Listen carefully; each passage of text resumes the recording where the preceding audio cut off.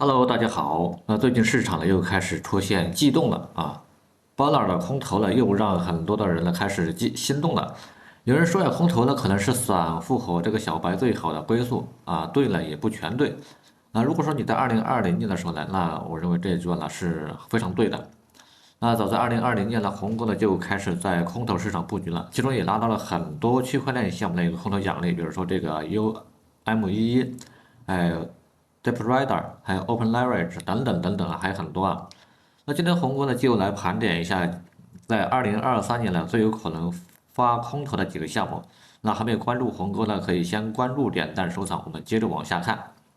那首先第一个的话就是 Layer Zero，那它是一个多链副操作性的一个协议，专门为跨链的传递轻量级的消息。目前呢还没有发行自家 token 啊，有兴趣的可以自行研究。那在控制风险的前提下呢，可以适当的参与一下。那第二个就是Connex 啊，是用于在这个 Rollup 之间呢进行快速无需许可的通信的一个网络，是一个被市场看好的一个跨链的一个网络这个呢也没有发币，大家可以去交互一下。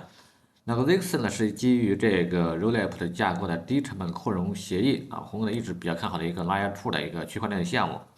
而且呢生态呢也是比较繁荣的，所以说呢大家可以去多多关注一下。那第四个就是 Circle，那是另一个呢基于这个 ZK EVM 的一个 ZK Rollup 的一个区块链项目，它可以实现对现有以太坊应用程序和工具的本地兼容性，暗示呢未来会有空投那第五个呢就是印度公链一个 Shadar 即将推出的一个线性可扩展的一个 Layer One 利用动态状态分片，将有5%的空投呢被给到一个早期的一个参与人员或支持者，还有社区。那 C 呢，现在在 Cosmos 之上是一个第一个特定于行业的一个 Layer One，专门用于那个为交易平台提供不公平优势的一个交易，将有1%的空投给早期的测试人员这个的话给早期的测试人员。Server 呢是一个基于这个 ZK 的一个 Layer 2的一个扩展解决方案它利用那个Stack 之名来缓解区块链拥堵主网呢已经上线了，但依然有机会目前依然有机会包括它还是这个主网上的很多的生态呢也可以去参与一下，目前呢还没有发币还没发币，没发币的话我认为都有机会下一个呢，就是 Floor Labs 正在构建一个世界上最快的模块化的一个执行层 Flow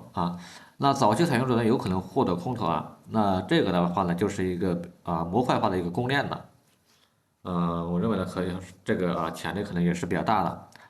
那这个的 Upstream 呢是一个基于以太坊区块链的2层扩展解决方案，由这个 Offchain Labs 开发的。目前呢，大家对这个期望最高的一个区块链项目那目前呢依然有机会参与虽然说呢很多人说呢最近期可能要发币了，但是呢什么时候发币还没给出具体的答案那我们没有给出具体的答案之前呢，我认为依然可以参与那最后一个呢就是 Gammas